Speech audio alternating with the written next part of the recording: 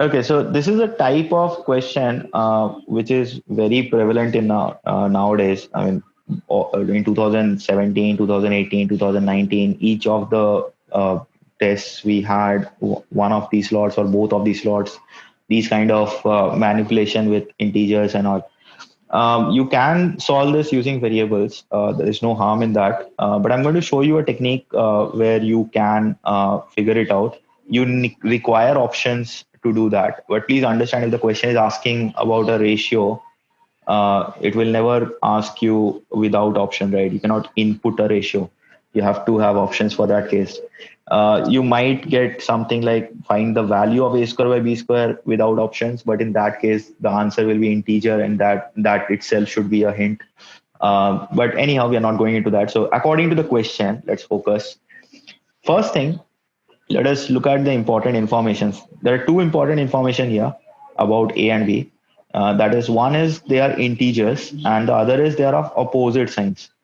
Now, if you look at the other two information, the ratio information that is given to us, this is not helping us too much because we don't know the sign of which has a negative sign and which has a positive sign. So this a plus 3, I mean, if a is negative, in that case, a plus 3 could become positive, right? So a plus 3 might change sign. But if a is negative, then b is positive. So it is possible that both a plus 3 and b becomes positive. So this is not helping us. The reason being, we cannot comment on a plus 3 by b. It could be either plus 3 or minus 3 because of this idea. It is very much possible. I hope you understand that. If a is positive, then a plus 3 remains positive, and b is negative, so b remains negative. So a plus 3 by b could be negative as well. So the first information, I hope you can identify that it is not helping us too much in terms of sign, because the information that is given is in terms of squares of the values, whatever change in values there is. But the second information is the crucial one. Now, if you think about this, see, one of a and b will be positive and the other will be negative, right? I'm just showing it with one example. You'll understand that even in the other example, this will automatically hold true. Now, remember I told you there are two important information. One is this, they are of opposite sign. So this is just a case, A is positive, B is negative. It doesn't matter, you'll understand. But the other information that is crucial is they are integers as well. Now, what is the smallest positive integer you can think of? That is 1, right? Now, even if a is 1, then a minus 1 becomes 0, right? But that is not possible because this is what is indicated by the ratio. It is 4 is to 1, right? So same thing. I mean, if you take the other way around, if you consider this to be negative and this to be positive, what I mean is b minus 1, 0 is not possible, right? So whatever be the case, what I mean by this is out of a and b, one number is positive and one number is negative. Now, whichever is positive, when we do a minus 1 and b minus 1, we are just subtracting 1 to both of the numbers, right? So whichever number was positive should remain positive, because there are only two things that can happen if you subtract 1 from a positive integer. Either that number will become 0, or it will become, or it will remain positive. It cannot, I mean, if you think it on terms of line numbers, whichever positive integer you consider, there's a reduction. If you reduce it by 1, it will either go to 0 or remain positive, isn't it? So the idea is that because neither of them can become 0, a minus 1 or b minus 1 I'm talking about. So because neither of them can become 0, otherwise this ratio is not possible, 4 is to 1. So whichever is positive should remain positive, and whichever is negative should remain negative. So what it indirectly means is one of a minus 1 and b minus 1, one of these two is positive and the other is negative. I don't know which one is which one, but then one of them is positive and another is negative, implying that a minus 1 by b minus 1, this thing should be negative. So this is the information that we can gather from the second ratio. So let us understand the significance of this.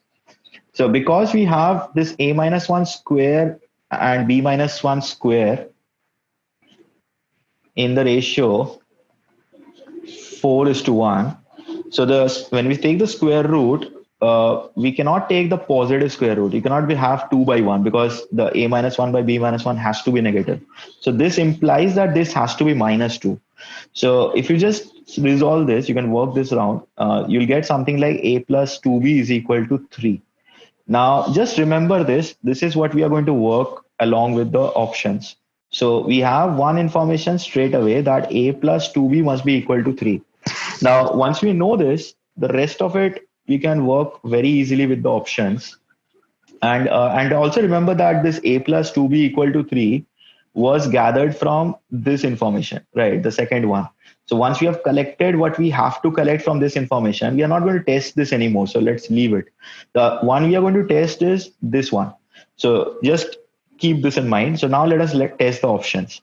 Now, one other thing, I hope you have noticed that a and b are of opposite signs. So a square by b square, whatever it is, a by b should always be negative, right? This is definitely true. We don't even have to think it because that is the given information. So if we go with the first option, because a square by b square is equal to 9 by 4, it implies that a by b must be equal to square root, but the negative square root because a by b is negative. So it has to be minus 3 by 2, right? If you just resolve this a bit, you get something like 2a plus 3b is equal to 0. So from the information that we've already drawn, so that is a plus 2b equal to 3. Just change this a bit. You'll notice that this transforms to something like 2a plus 4b is equal to 6, right? This is just doubling both the sides here. Now, the better you are with simultaneous equations, so you can observe this quickly. You can subtract it, or you can just check that there's an increase of b from the first left-hand side to the second left-hand side. So from here to here, there's an increase of b, and on the right-hand side, there's an increase of 6. So that implies that b should be equal to 6, or you can simply subtract it. You'll get the same thing. Now, if b is equal to 6, then a should be equal to how much? So this is 18, goes that side, minus 18 by 2. So that is minus 9. You can just work this around quickly. So once you have this b is equal to 6, a is equal to minus 9, if you remember, the only thing that we're going to test is this option, this ratio, right? So if we test it here, a is minus 9, so you have minus 9 plus 3 upon 6 whole square. But minus 9 plus 3 is minus 6, isn't it? So minus 6 by 6 is 1, or rather minus 1, but square of it will be 1, right? So 9 is to 1 is not coming out to be from these values of a and b. So this can be striked off. So option A is wrong. So you can remove this. So let me take this off. So option A is out. Now let us check the next option. And that is a square by b square is equal to 81 by 4. Now, if that is true, then a by b, again, remember always that that is negative. So a by b has to be minus 9 by 2, implies 2a plus 9b is equal to 0. Again, from here to here, if you subtract, you get something like 5b is equal to minus 6.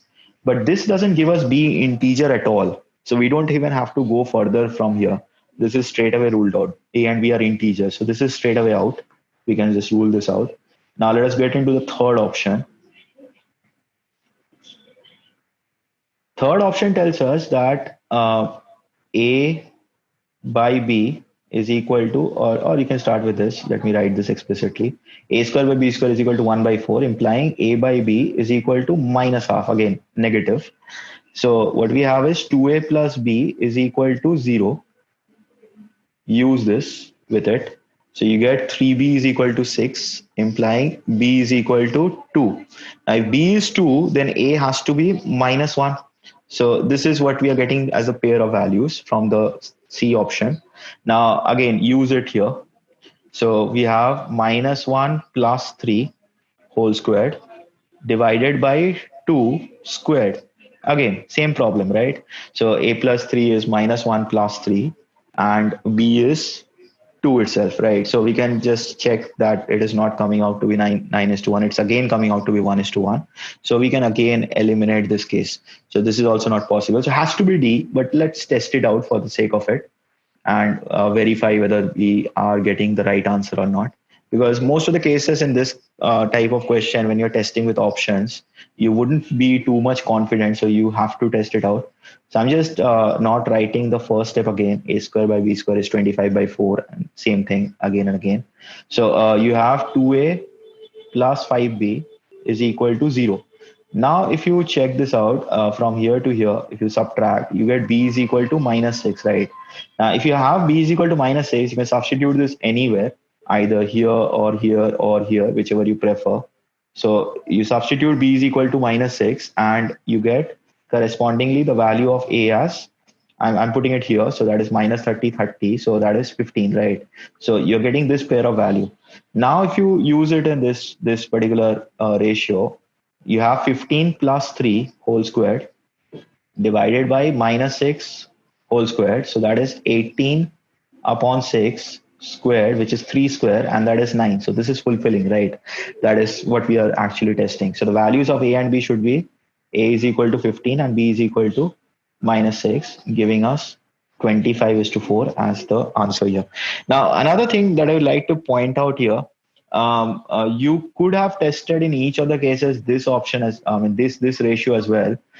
Because I didn't test it, it saved a bit of time, because the reason I didn't test it is this information that we are using with every option, that a plus 2b equal to 3, is drawn from this particular ratio itself, right? So there is no need to test this option again, this ratio again, whether this is true or not, because this particular equation has been drawn from that ratio, and we are clubbing it with whatever to get the value of a and b.